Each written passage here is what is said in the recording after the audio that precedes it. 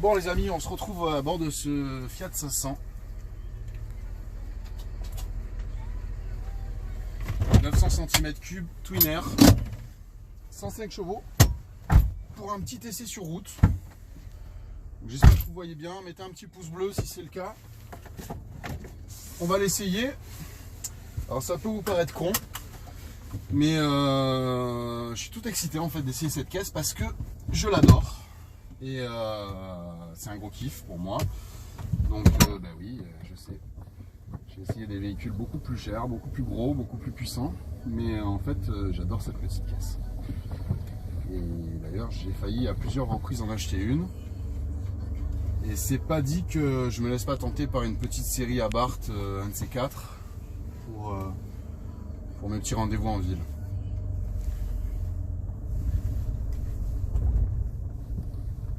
On a une légère vibration du petit 1,2 litre. Voilà, c'est spécial, hein, c'est pas 1,2 litre, du 2 cylindres, pardon. C'est un 900 cm3 de cylindre.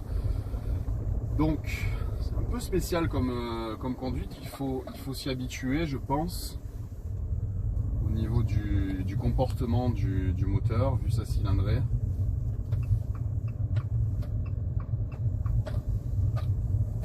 Le volant, il a une prise en main fabuleuse, avec le petit méplat en dessous. Je ne sais pas si vous voyez sur la vidéo.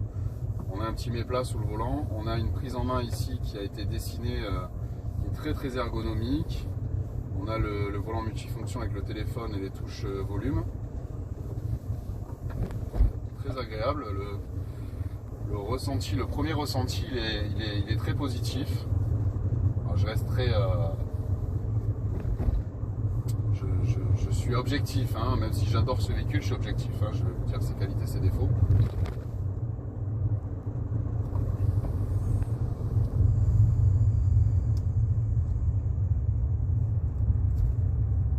En fait, non, c'est pas une clim Bison. Tout à l'heure, je te dis c'est une clim Bison, mais en fait, ici, on va régler la puissance de soufflerie à droite, et ici à gauche, on va régler la température de l'habitacle.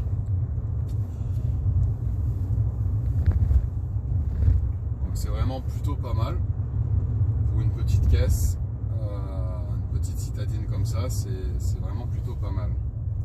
Voilà, ils nous ont foutu un CD le passage en pleine ligne droite. On va la laisser chauffer un petit peu tranquillement.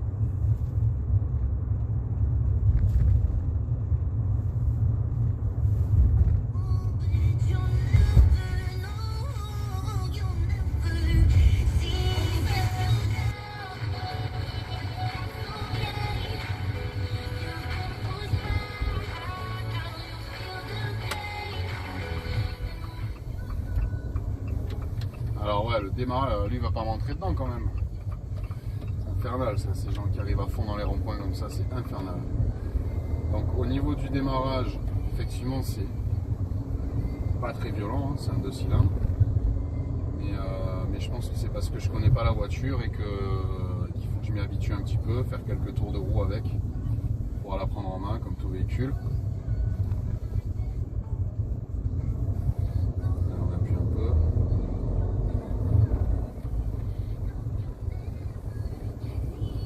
On ronne un peu, c'est marrant.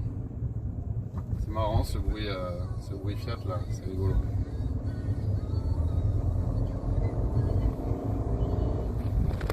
Les moteurs Fiat ils font toujours un super bruit, j'aime bien, ça ronronne, ça chante un peu. La petite puce elle est un peu excitée comme la Abarth, là. Le bruit de la Abarth il est vraiment particulier. C'est pour ça que j'aime beaucoup ce type de véhicule. On va prendre à gauche.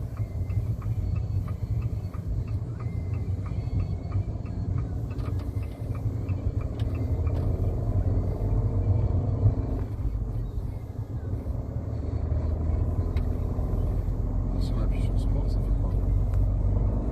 Ah oui! Ah ouais, d'accord. Donc là en fait, quand tu appuies sur sport, tu as carrément le compteur qui se modifie. Je vais vous montrer ça après.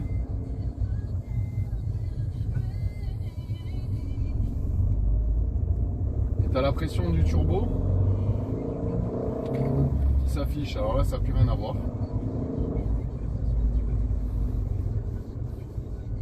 Ça y est, la température moteur est montée. Alors l'avantage avec un 2 cylindres, c'est qu'il est tout de suite à température.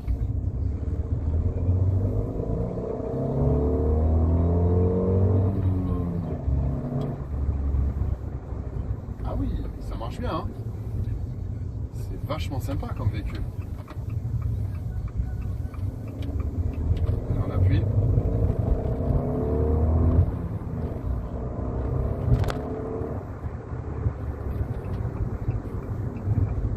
Et la petite puce, elle cache bien son jeu en fait. Elle cache bien son jeu, hein. Ça avance, hein, les amis. Ça avance bien même.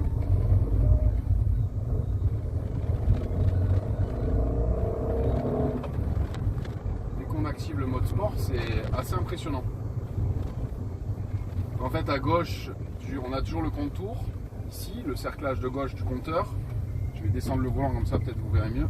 Hop. Et à droite, on a le même cerclage avec la pression du turbo. Donc il y a marqué turbo en bas, minimum, maximum, avec la zone rouge en haut.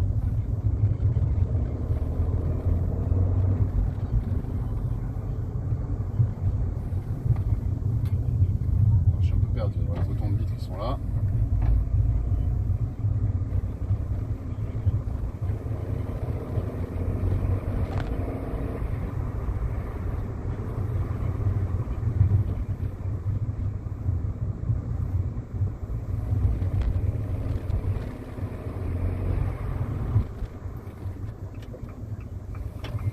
S'arrêter là, je vais juste m'enlever la veste.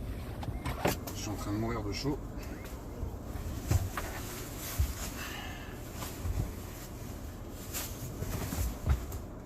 Voilà. On va se mettre à l'aise.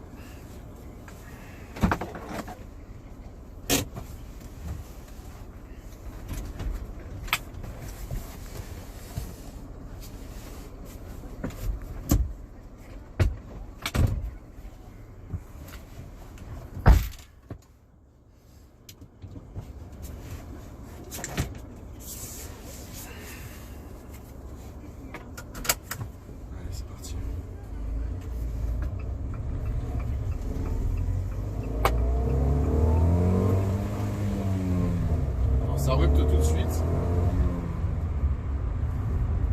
Ça rupte tout de suite. La première, elle est très courte.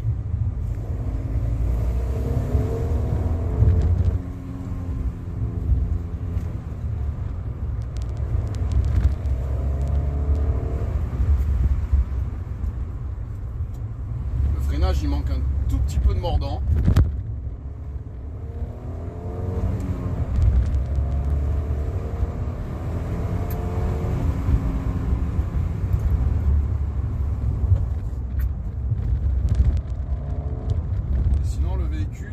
Le véhicule est très appréciable.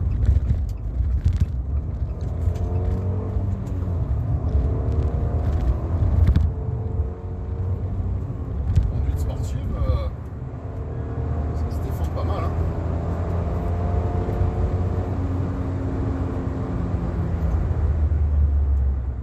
Ouais, le freinage, il manque un tout petit peu de mordant, c'est dommage. Mais bon, disons que là, je l'ai un peu poussé dans ces derniers retranchements. C'est pas non plus fait pour ça, c'est une petite citadine. Mais je suis vraiment très agréablement surpris par ce petit 900 cm3 à 2 cylindres. C'est impressionnant ce qu'on arrive à faire aujourd'hui avec une cylindrée pareille et un 2 cylindres, quoi.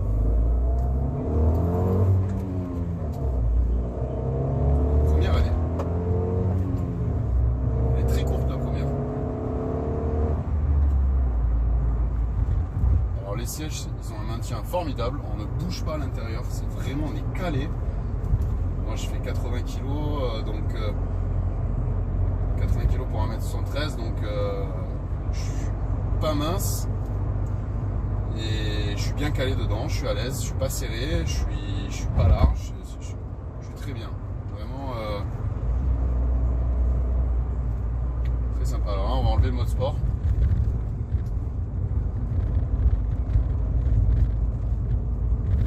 Là tout de suite elle nous dit de passer la vitesse.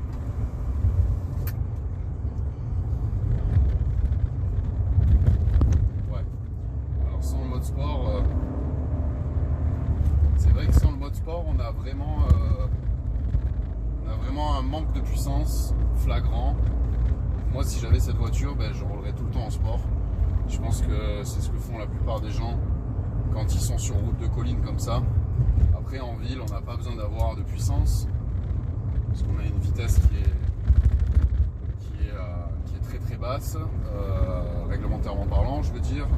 On a des feux partout, donc je pense qu'au niveau conso, ça va quand même faire baisser la conso. C'est intéressant d'avoir la possibilité de la pousser un petit peu et d'un autre côté d'avoir la possibilité de rouler pépère en ville avec une voiture légèrement molle mais qui consomme vraiment que dalle.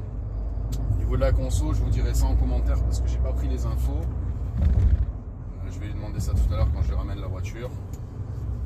Mais à mon avis, ça doit pas être bien gourmand vu qu'on n'a que 2 cylindres à alimenter. Je pense que c'était un peu le but recherché chez Fiat.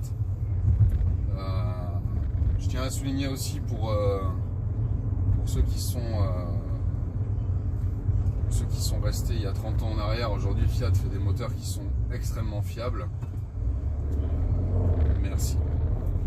Et c'est plus les moteurs Fiat d'il y a 30 ou 40 ans, là, des années 80-90. Il faut se mettre un petit peu à la page.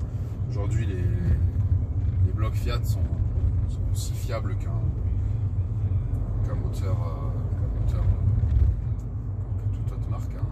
Voilà, c'est vrai qu'il y a eu quelques problèmes dans les années 90, comme Renault, comme Peugeot. On a eu des problèmes sur toutes les marques généralistes en fait. Hein. Aujourd'hui, voilà, avec un Kangoo, tu peux faire 300 000 km, avec une Fiat Stilo, une Giulia, tu peux en faire autant. Si c'est bien entretenu et qu'on la maltraite pas, qu'on laisse chauffer, il n'y a pas de souci. Et au niveau de la qualité perçue, parce que là on a pris une route avec plein de bosses, avec plein de trous, tout ça, plein de virages, et je peux vous assurer qu'il n'y a pas un bruit en fait dans ce véhicule. Il n'y a pas un bruit de plastique, de couinement, Je sais pas si vous entendez comme ça ronronne.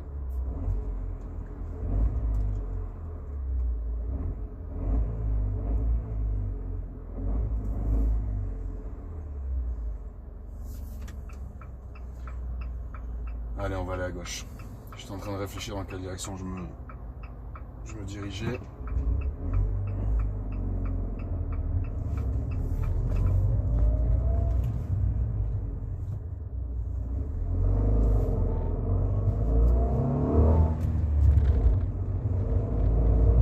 Le turbo il part assez bas, hein.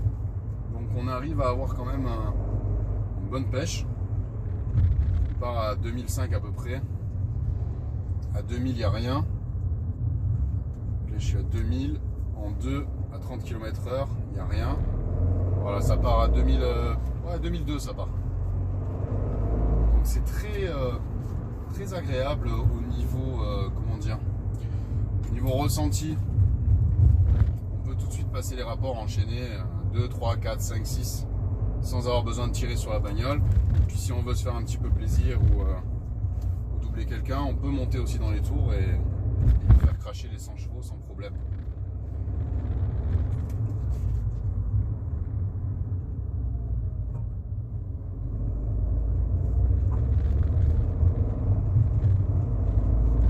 Voilà les amis, j'espère que cette petite vidéo vous a plu, qu'elle a pu vous éclairer sur le comportement routier, l'esthétique et la dynamique de ce petit puceron des routes. On se retrouve très bientôt pour de nouvelles vidéos et